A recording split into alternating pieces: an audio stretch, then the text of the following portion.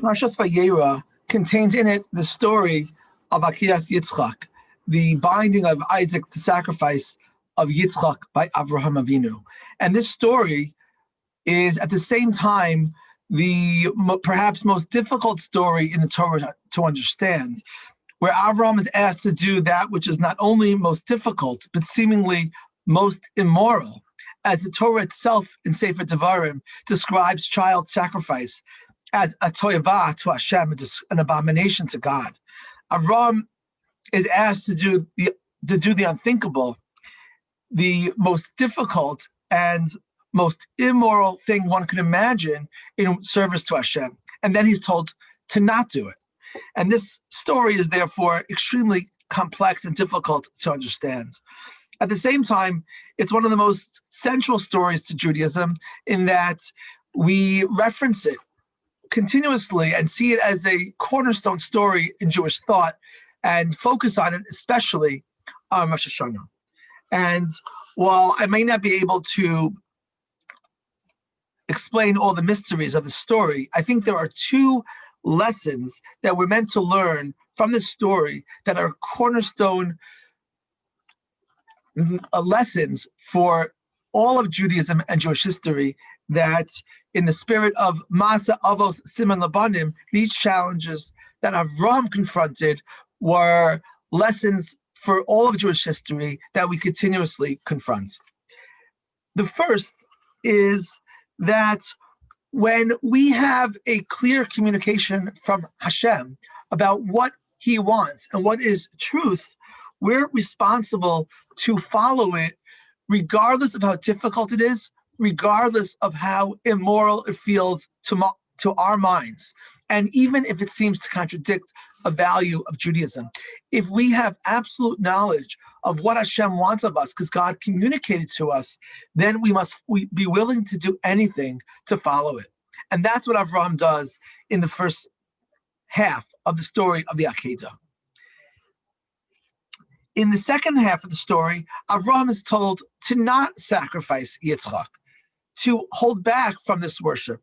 And this message is brought to him not by Hashem himself, but from a malach, an angel of Hashem. And I think that the challenge and lesson of part two of the story is that we need to recognize the limitations of our absolute knowledge of what Hashem wants. And when we have that doubt, and even if it's not certitude, even if it's not absolute knowledge of what Hashem wants, if it's unclear, if it's gray, we then need to embrace the gray and hold back from taking action that can harm others and our moral selves when we're not quite sure what Hashem actually wants of us. So in our practice, throughout Jewish history, martyrdom has been a very important part of Jewish history. The fact that Judaism is worth living for, but it's also worth dying for, and it's even worth killing for in certain circumstances, is part of our religious experience. And we too need to internalize this absolute commitment and confidence that we must follow the words of Hashem, even when it's difficult, even when it's hard to understand. And the second half of the second side of the coin, the second message of the Akeidah, is to also recognize the limits of our absolute knowledge and to recognize that there are some things that are not objectively clear. And we must therefore tolerate and respect and embrace diversity of opinion on the gray issues of religion and of life. These messages seem to me to be extremely appropriate to reflect on today that we're recognizing the 25th anniversary of the assassination of Yitzchak Rabin. And the story of the assassination is a complex, multifaceted story. But I'd like to just highlight one dimension, which is that the political climate that led to that horrific event was a climate where the political discourse was discussed in absolute terms.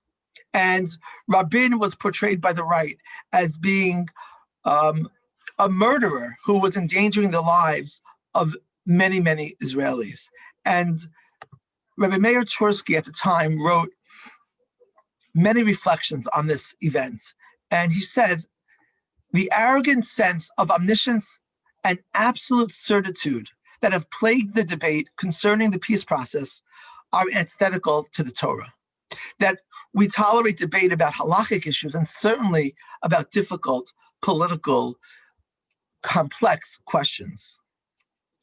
He concluded one of his essays, we must cleanse our hearts and souls. We must scrub them clean of arrogant omniscience and intolerance. We must uproot hatred and in its place cultivate love and respect. And these critical values must be transmitted to our children as well, at home and in yeshiva. Teaching them about Shabbos, kashrus, and taharas hamishpacha will not suffice. We must teach them legitimate tolerance and love as well. Surely, tolerance and love are no substitutes for Shabbos observance. But then, Shabbos observance is no substitute for tolerance. That if we've learned anything from this horrific mistake as a community, is to be confident in that which we're sure about, but to be honest about that which we're not sure about, and to hold back from having the arrogance of feeling that we have absolute knowledge of that which we don't know.